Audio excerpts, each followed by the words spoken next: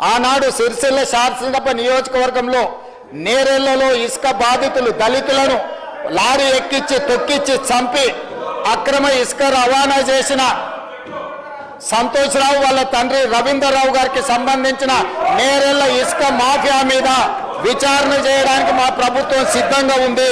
అదేవిధంగా అధ్యక్ష, అదేవిధంగా survey number 168 Sirisha geo granites దీనికి సంబంధించి ఆంధ్రప్రదేశ్కు సంబంధించిన ఒక ఎక్స్ ఎమ్మెల్యేను బెదిరించి అక్కడ స్లోగన్లు ఇస్తున్న గతంలో మైనింగ్ శాఖ మంత్రిగా పనిచేసిన వ్యక్తి ఏదైతే వాళ్ళ మైనింగ్ లీజు రాపించుకొని అక్రమంగా మైనింగ్ చేసిండో దీనికి సంబంధించిన దాని మీద విచారణ. అదేవిధంగా మిడ్ వెస్ట్ గ్రానైట్స్ కు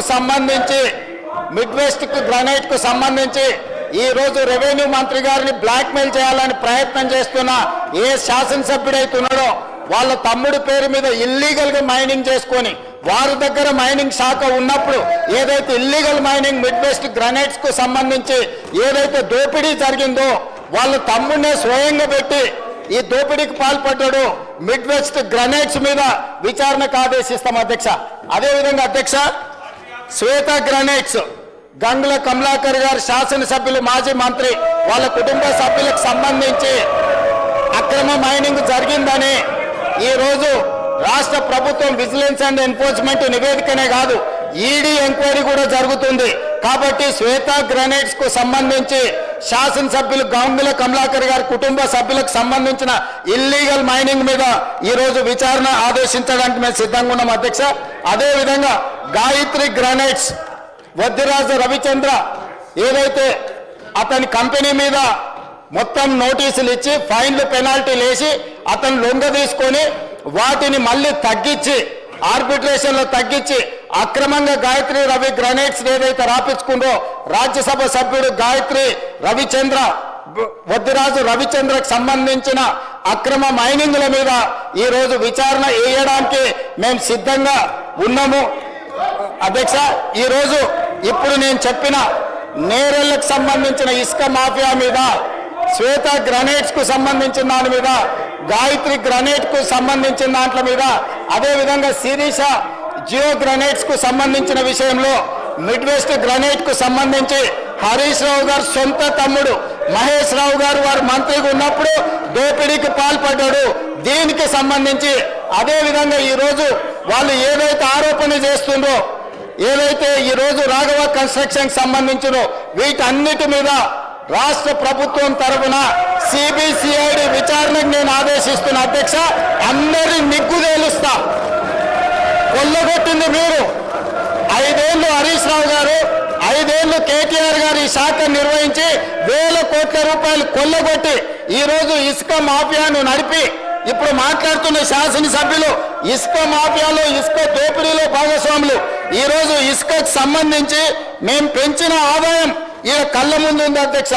ఈ రోజు మేము పెంచిన ఆదాయంతో రాష్ట్రానికి పెరిగిన ఆదాయం టోటల్ గా నేను ఇప్పుడు చెప్తాను అధ్యక్ష.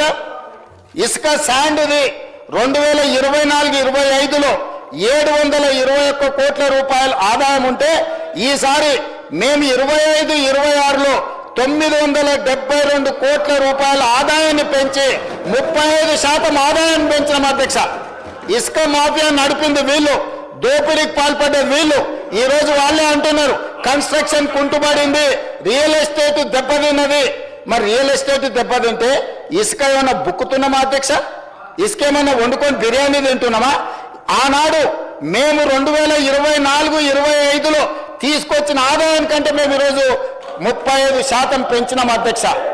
రియల్ ఎస్టేట్ కన్స్ట్రక్షన్ పడిపోయినప్పుడు ఆదాయం పెరిగిందంటే సంవత్సరానికి 1000 కోట్ల రూపాయలు కేవలం ఇసుకల్నే హరీష్ రావు గారు, కేటీఆర్ గారు ఈ దోపిడీకి పాల్పడి ఈ మాఫియాకు నాయకత్వం వహించింది హరీష్ రావు గారు, కేటీఆర్ గారు.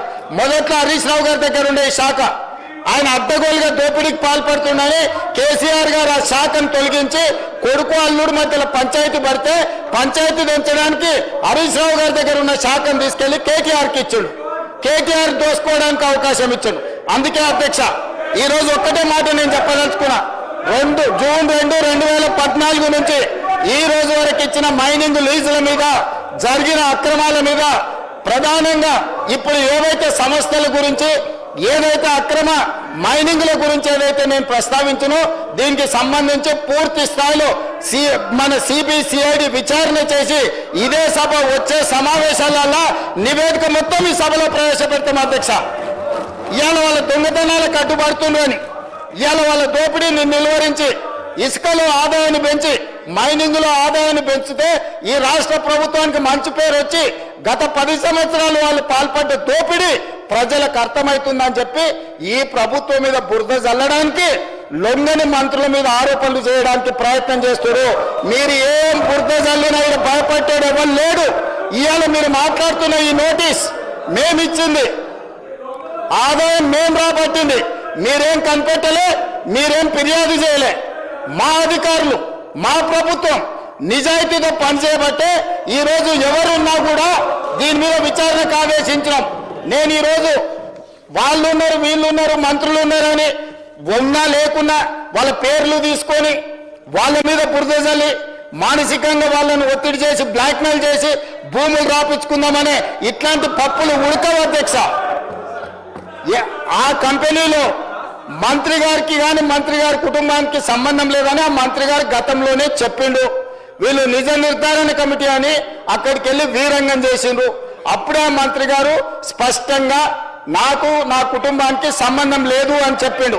బంధువులు దూరపు బంధువులు ఎవరిని చూసినా తెలంగాణ రాష్ట్రంలోనే కాదు అధ్యక్ష, ఆంధ్రప్రదేశ్లో కానీ తెలంగాణలో కానీ ఏ రెడ్డి అయినా ఇంకో రెడ్డికి దూరపు బంధువు ఉంటాడు, లేకపోతే దగ్గర బంధువు ఉంటాడు. సొంత అన్నదమ్ములకే ఆదాయాల పంపకాలలో తేడాలు వస్తున్నాయి. అంతెందుకు అధ్యక్ష, కల్వకుంట్ల తారక రామారావు గారు, కల్వకుంట్ల కవితారావు గారు, వీళ్ళిద్దరు కల్వకుంట్ల చంద్రశేఖరరావు గారు పిల్లలే కదా అధ్యక్ష. ఆదాయ పంపకాలలో తేడాలు వస్తే సొంత చెల్లినే ఇంట్లో నుంచి మెడలు వాటి బయటకు నెట్టించారు. సొంత అన్న చెల్లెలకే ఆస్తి తగాదాలుంటే పొంగులేటి శ్రీనివాసరెడ్డి పొంగులేటి కుటుంబ సభ్యులు ఎవరికో బంధువులకు వ్యాపారం ఉంటే పొంగులేటి శ్రీనివాసరెడ్డికి ఏం సంబంధం అధ్యక్ష? మీలాగా సొంత చెల్లెని ఇంట్లోకెళ్ళి ఎలగొట్టి పార్టీలకెళ్ళి ఎలగొట్టి దోపిడీకి పాల్పడ్డ మీరు ఈ రోజు వారి బంధువులకు దూర బంధువులకు వ్యాపారం ఉందని చెప్పి శ్రీనివాసరెడ్డి గారికి ముడిపెట్టి శ్రీనివాసరెడ్డి గారిని బెదిరించి లొంగ తీసుకోవాలని ఏదైతే ప్రయత్నం చేస్తుందో ఇది దిక్కుమాలిన చర్య. ఇలాంటి దిక్కుమాలిన ప్రయత్నాలు చేయకండి. ఈ దిక్కుమాలిన ప్రయత్నాలతోనే మీకు ఏమీ ప్రయోజనం ఉండదు. కాబట్టి నిక్కచ్చిగా ఈ ఇసుక మాఫియాలో కానీ లీజుల మాఫియాలో కానీ గతంలో ఫైన్లు పెనాల్టీలు వేసి వాటిని తగ్గించి వాళ్ళని పార్టీలోకి చేర్చుకొని తిరిగి మళ్ళీ తొలగించాలని చేసిన ప్రయత్నాలన్నిటిని కూడా ఈ విచారణ ద్వారా నిగ్గు తేలుస్తాం, ఒక్కరొక్కరి సంగతి చూస్తామని చెప్పి తమ ద్వారా తెలియజేయదలుచుకున్న అధ్యక్ష.